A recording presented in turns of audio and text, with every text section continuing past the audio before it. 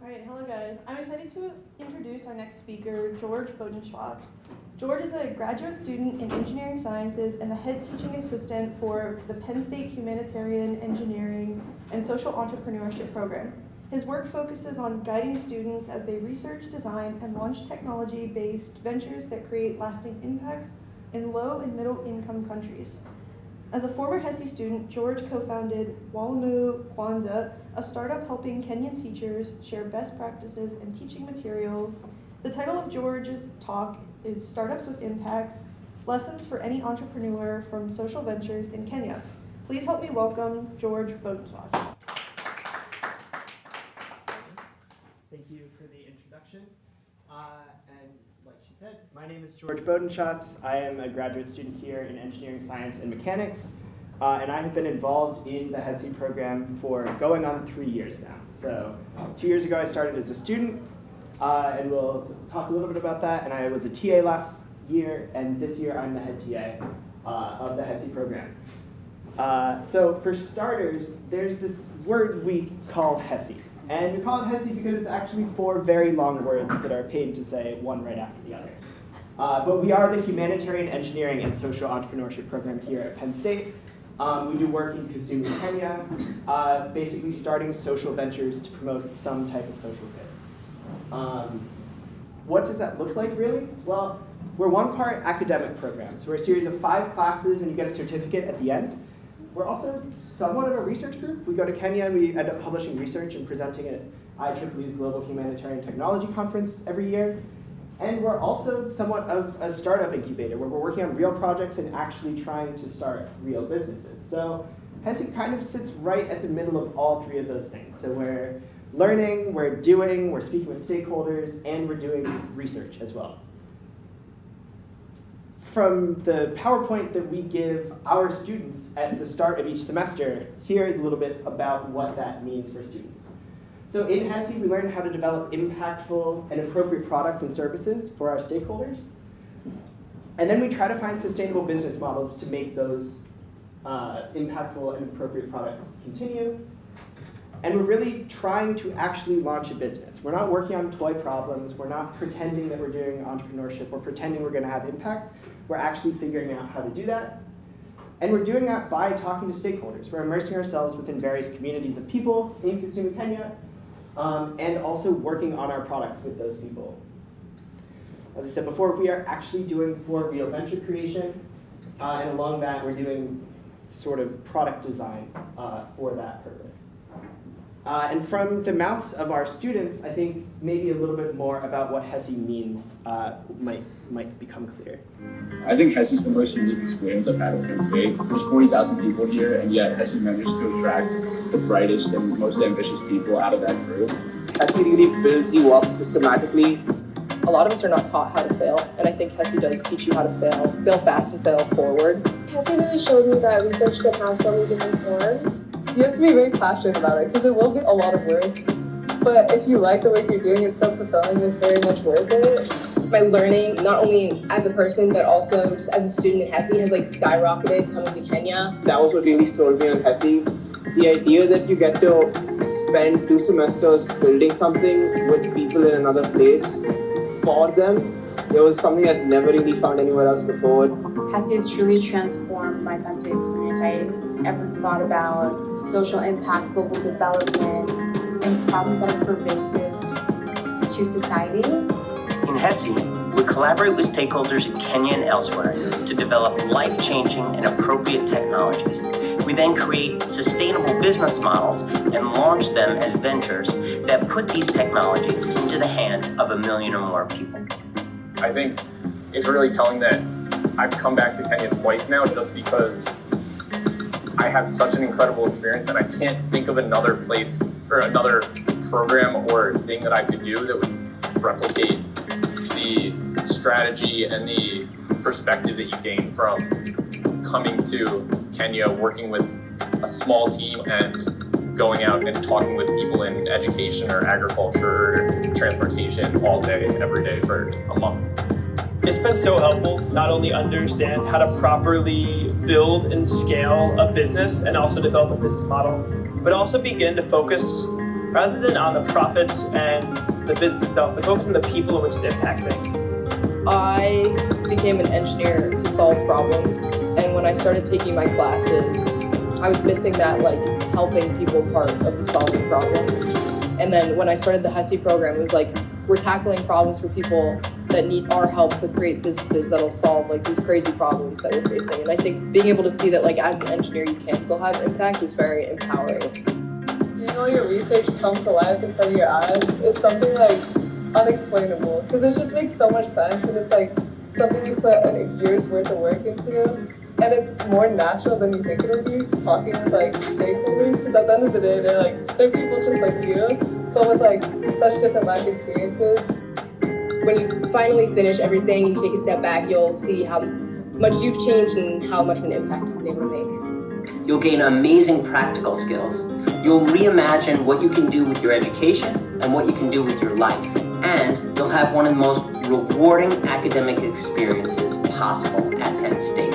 You're told to do just one thing, go do. And I think that really summarizes the HESI experience of you have a problem, it's up to you to create something that can impact that problem, something that can make change.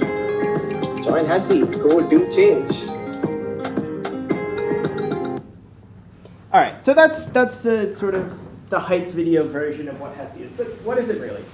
It's a program of Penn State students working with stakeholders in Kisumu, Kenya.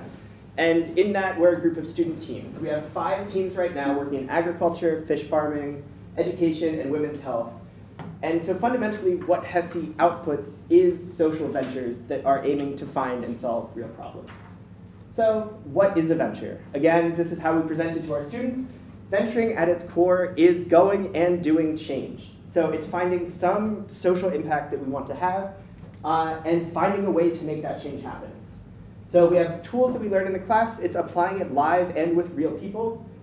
And it's sort of an opportunity for us to deliver for our stakeholders. So it's kind of our opportunity to under-promise and over-deliver, give more than we say we will, but always deliver. So no matter what we promise, it is important for us to deliver.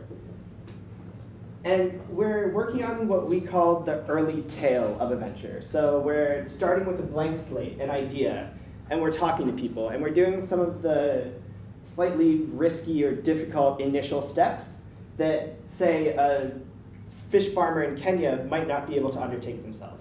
So we're really trying to get these ideas off the ground so that eventually we can pass them along. So that means that we aren't necessarily going to be part of the final result, and the final result might not even be a social venture, but really the goal of the HESI program is to move from that 0 to 1 point.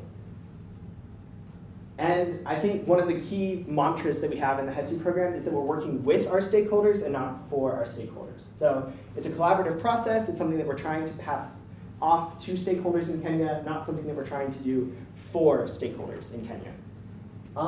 So what does a HESI venture actually look like? We have this idea of what the goals are, but I'm going to go through 4 examples of current and previous HESI ventures, just sort of give a sense as to what we do there. So the first is one that's very near and dear to me. You might have heard it in the intro. It's Walimu Kwanza, and it is an education venture. So we're working with primary and secondary school teachers in Kenya, but it didn't start with that logo, and it didn't start with the idea we have now. So I'm going to show you what our very first presentation said about Walimu Kwanza.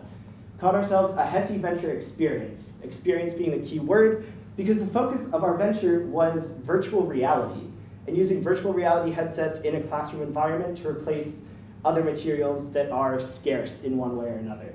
And it is kind of embarrassing for me to put this slide that I helped make up, because we were so far off base with what we were going to do.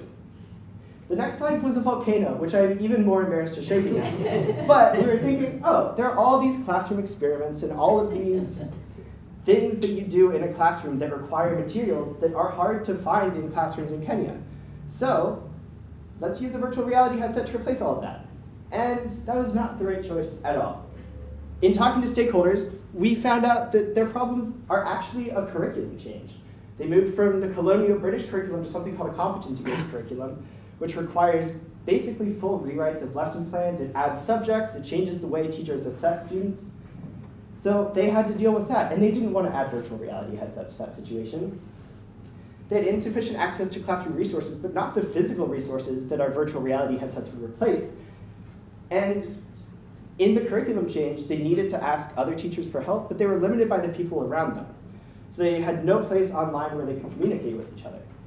So our first idea of what that was so far off base from what it actually became, which is basically a website for teachers. It's an online platform where they can talk to each other, where they can find resources and share resources, and get their questions answered. Not a VR headset company, no matter how brilliant our ideas were for how that could work. So in the 2.5 years since WK has existed, we've gone from VR headsets to a prototype that we will be taking to Kenya in May and leaving behind as an initial starting point for actually launching the venture. That was WK. Next, we have a venture called ShambaShare. So this company is another current HESI venture that is working with farmers and specifically CBOs, which are community-based organizations that are sort of groups of farmers within Kenya. So they're dealing with tool deficits, essentially. So to grow the various crops that are grown in Kenya, you need a variety of tools. And often smallholder farmers don't have the money to purchase and own those tools for themselves. So ShambaShare's model is to give money to CBOs and give this idea. And then CBOs use that money to buy tools, which they then rent to farmers. And then in exchange, we'll get a kickback and data about how the tools are used across Kenya. And we're hoping that with that data and across multiple CBOs, we'll be able to distribute tools even more across CBOs and not just between farmers within a CBO. And in Kenya last year, we piloted this program with one CBO and found that with this tool renting program, farmers were able to be more productive, more profitable, and reduce the amount of time that they were spending sort of searching for tools and sort of toiling with that problem. Next is a venture called Green Brick. And this one is not necessarily as happy a story as the rest of them. This venture was dealing with water hyacinth, which is a highly invasive species of plant that can multiply, doubling basically every 2 weeks. So in the early 2000s, it entered Kenya and Lake Victoria, where Kisumu, the city that we work in, is. And as you might expect, if there are lots of plants in the water, it's very hard to traverse via boat. But if there are a lot of plants in the water, it also changes the oxygenation of the water. So it's causing fish to grow smaller and even die. So it had a huge effect on the fishing industry because they couldn't get their boats out, and the fish that they were catching, if they were small.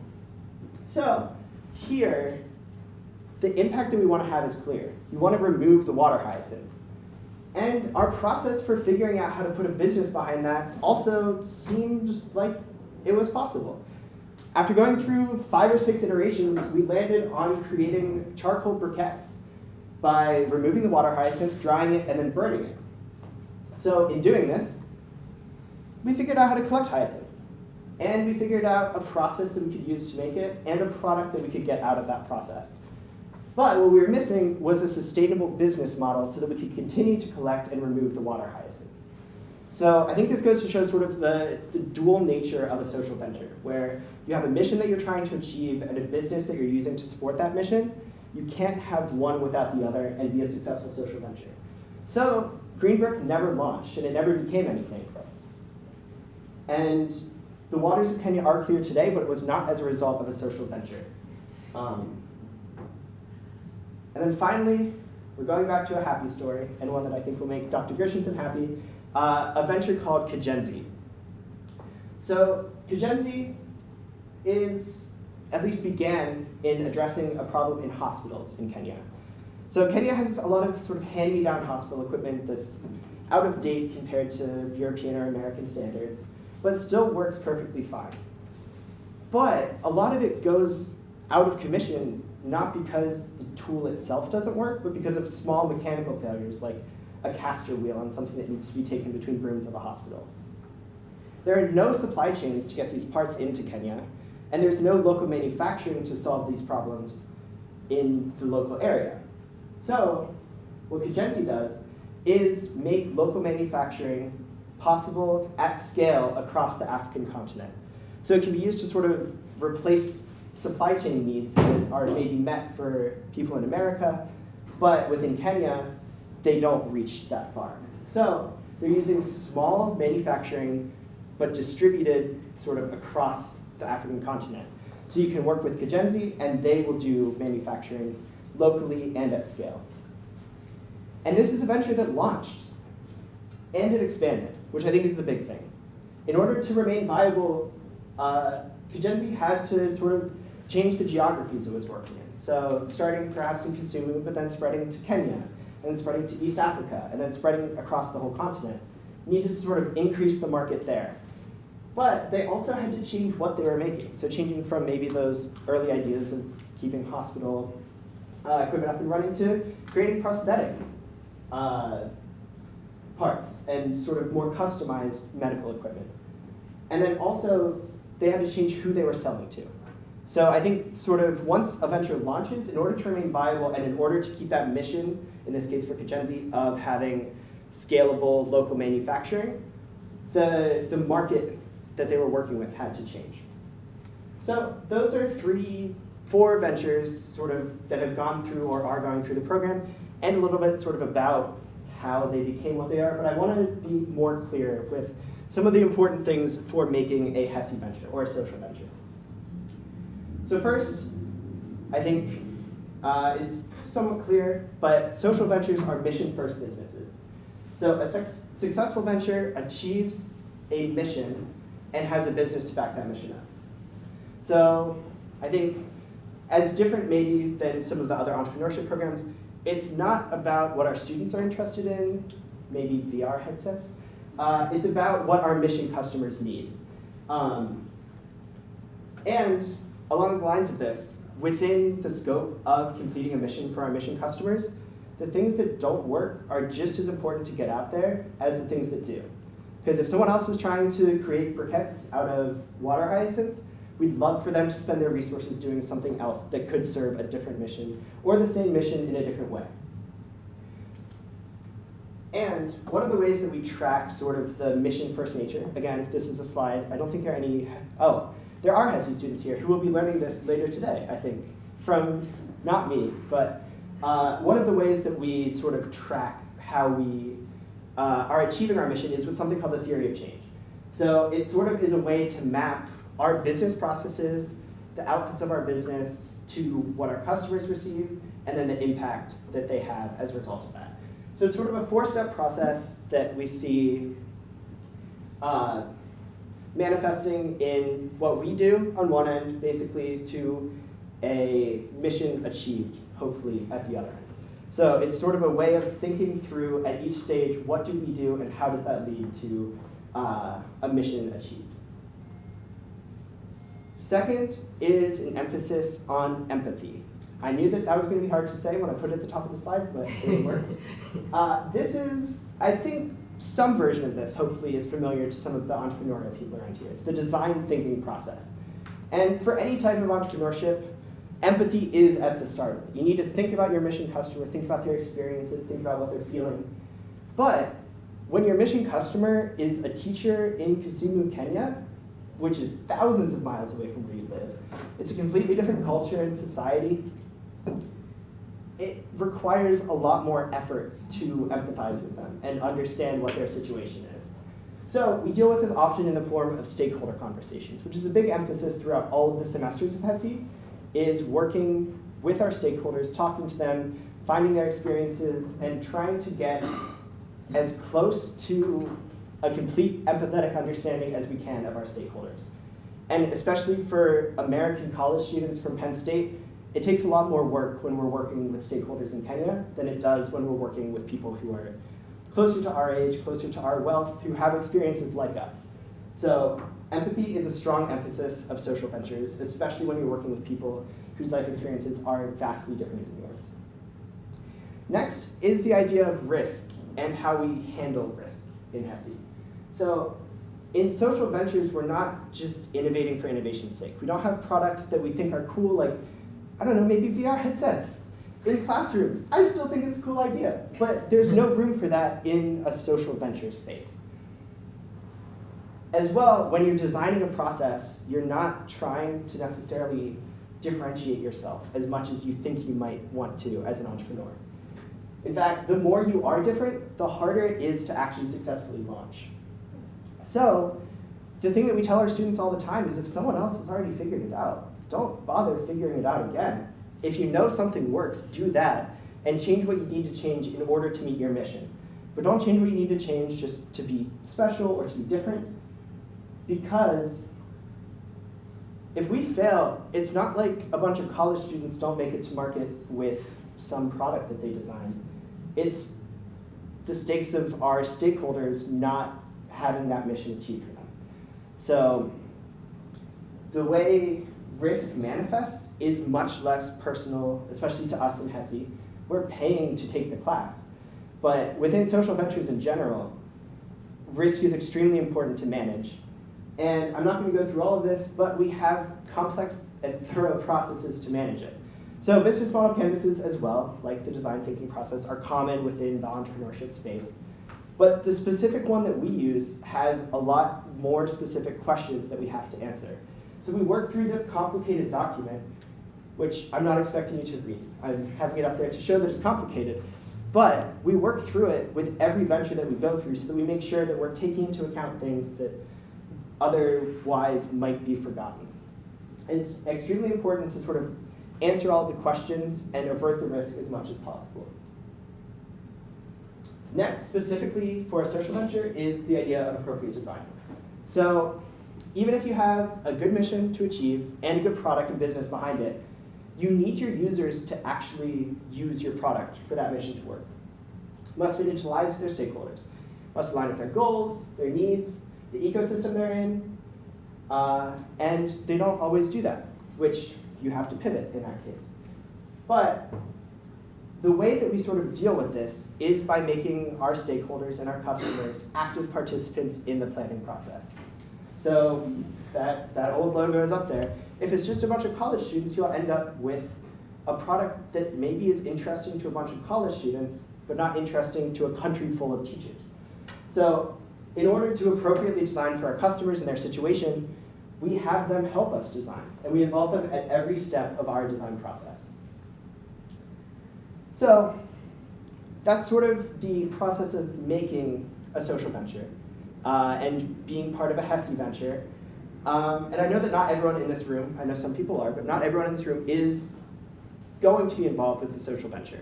But I think there are things from this that you can learn that are useful, even if you're not going to be a social entrepreneur. So first, always start with people and their problems.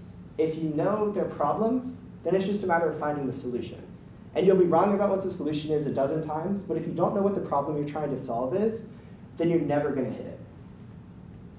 Next, I think disruption is kind of a thing that people like to think of themselves as doing. And often it is a good thing, but disruption for disruption's sake is more dangerous. And I think as much as you can, keeping with the status quo for what should stay at the status quo will help make you more successful. When we're in our highest state sort of entrepreneurship doing a social venture, we're not trying to reinvent the wheel if the wheel doesn't need to be reinvented. And I think it's really tempting to try to be as unique as possible if you're starting your own business. Next, appropriate works in every setting. It doesn't matter who you're working for or who you're designing a product for. You need to design an appropriate product for those people. So even if you are sort of on the more invention end of entrepreneurship, your best idea, if it's not appropriate for the people that you want to have use it, is not going to be purchased by the people who you want to have use it. And finally, I think it's important to know that having an impact focus or even an impact component of a business is not completely separate from having a successful business. So even if impact is not your focus, there can be components of a business that are impact focused and it can still be a successful business.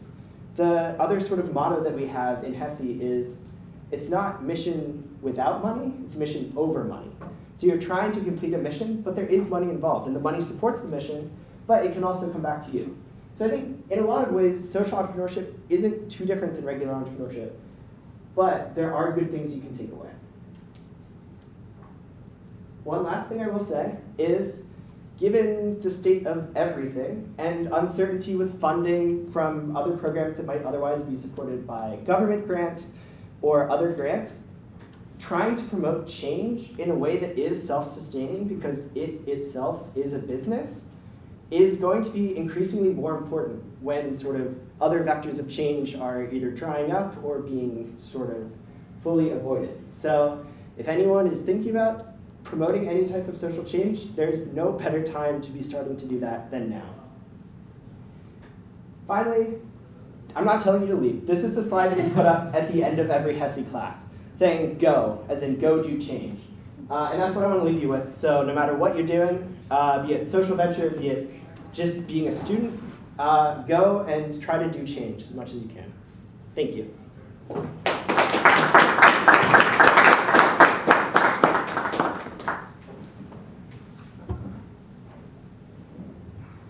And if you have questions. Yes? So last slide you mentioned that it's best to like pursue an entrepreneurship idea now than later. So like what advice can you give to some people who are more kind of risk averse, and they think like, oh, maybe I don't have enough money right now, or maybe I don't have enough management skill, and I want to get an MBA first, and later you found out that this problem is already solved by someone else. Yeah, I think that's challenging. I think there are a few parts there. One, I think being risk averse is not a bad thing. I think you were saying that kind of in a negative way, but I think there are ways to be risk averse while continuing through the process. And I think as far as finding something that you want to do, which I think was the first part of your question, it goes back to that first bullet point there, which is start with people. I think if you want to find something that you can do for people or that you can create for people, you have to talk to them and figure out what they need created for them. So I think that's where I would begin. Is just always starting with the people, because they're going to be the ones at the end of the day who decide if you succeed or fail. Yeah. Yeah. One of the slides you said is like mission or money, which struck with me, and that kind of brings me to a question: what are the themes of the business models with social ventures? Because I would imagine like a lot of the customers you serve don't have a lot of money, so you have to like partners with like nonprofits or grants or such. Yeah. Yeah, that is, I would say, one of the biggest challenges that HESI Ventures end up having is we know the kind of change that we're trying to make and how do we sustain that. So there's not one simple answer for any type of venture.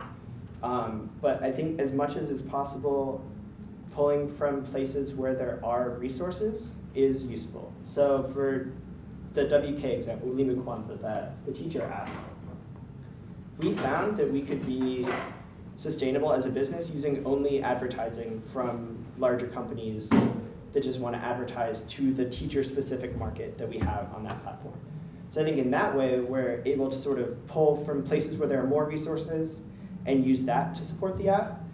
But there are situations like Shambashare where the business model is designed specifically around the mission customer, and it's designed around not being able to pay the full price of whatever piece of farming equipment, but still being able to pay some price of that farming equipment. So again, not to sound like a broken record, but it does go back to the people and what is appropriate for the people. Because teachers were unwilling to pay for the platform of WK, but farmers were still willing to pay a rental price for the tools. At the same time, Kajenzi works with people basically as a manufacturer, so people who can bring them money more regularly and more maybe in a larger quantity than a particular mission customer. So I think it depends sort of who you want your customer to be versus who you want your user to be, for one. So for WK, the customer is the people purchasing the advertising, but the user is the teacher. So we're able to provide the value to the teacher using a different customer, or if there's overlap there, it's a matter of talking to them and finding is there overlap between what they're willing to do and what is sustainable for your business to do? Thank you. Not to harp on failure, but I'm a little more curious about Green Brick. And you explained that succinctly they didn't have a business model to support their mission. And I'm curious, do you know where the failure was? Was there not a market for charcoal in the area? Or was it not a cost-effective process? Or I guess. Yeah. I will admit Green Brick is a little before my time in Hesse. So I've heard tales and read some of the history of Green Brick, but I'm not an expert on it. But my understanding is the amount that you were able to sell the briquettes for just wasn't going to cover the cost of collecting the water hyacinth and processing it. So it's a particularly more difficult challenge to collect water hyacinth in the water and dry it out than it is to use other type of agricultural waste that you can use to make the same type of briquette a lot cheaper than you already are. So I think that added cost of completing the mission and removing the water hyacinth is sort of what turned what would otherwise be a viable business of fuel sales, which is possible, into either a product that would be too expensive for the customer to cover the cost, or something that you're taking a loss on in every sale. So I think it's just the added cost of the mission. Yeah. So I was wondering just a little bit more about what you could tell us about building and leading a team that comes kind of from both a technical background, but also that social entrepreneurship background. Yeah. That's another challenge that we work with in Hesse all the time. And I think mentioning backgrounds is interesting because the program is not, despite its name, an engineering program or any particular type of program. So we have teams that are business majors and are engineering majors of all kinds. Yeah, do you mind to repeat your question? I might have missed what the heart of about building and leading teams that Yeah. come from, say, both the business and engineering. Yeah, okay. So you mean among students, not necessarily who you're passing things on to. Yeah. It's a challenge, and I think it's a challenge especially because in a place like Penn State, you don't necessarily get a lot of overlap in business majors and engineering majors. So it's a lot of people with very different working styles who maybe the first time they've worked with an engineer is in Hesse, or the first time an engineer has worked with a business major is in Hesse. And I think oftentimes a successful team is a very hard-fought and hard-won idea. There is definitely, I think for each venture there are different challenges, but if you can unify the team behind some type of goal, so I think for a social venture that's kind of clear, serving the mission customer and meeting their needs, that's a good first step. But when there are sort of differences in idea of how to do that, it's tough, for sure. So as much as it's possible to sort of make sure everyone understands that they're aligned behind the same goal, and that sort of differences in how to do that are where it's coming down, makes it less about the person and the goal of each individual person, and more about sort of the less personified thing of the goal, and how do you meet the goal better. So it's not, is my idea better than your idea, it's which idea meets the mission customer better. So I think trying to remove that personal nature from it helps. Thank you.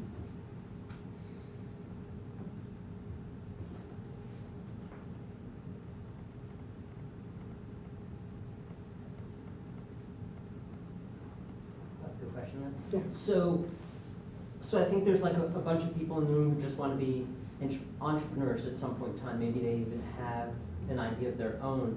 So compared to what you've seen and heard other students who are trying to be entrepreneurs on campus, do you think that like going through the Hesse program, or at least the first 1 or 2 classes of it, regardless of what you want to do afterwards, is that a waste of time, or is it a good prep for it?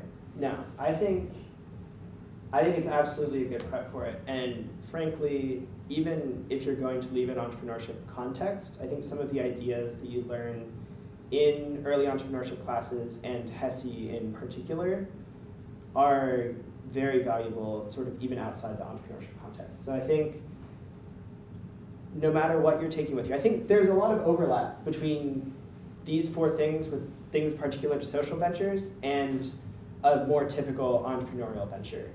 And in the same way, I think there is a lot of overlap and maybe even sort of overshoot of what you learn in HESI, where you're going to be even better prepared for a typical venture if you sort of practiced on the social venture end of things in HESI.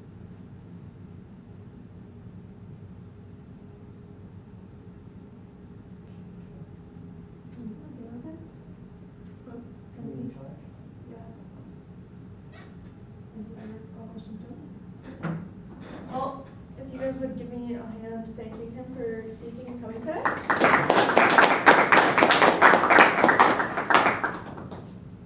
And I think everybody's good. Thank you guys so much for coming. Are you guys good? Okay.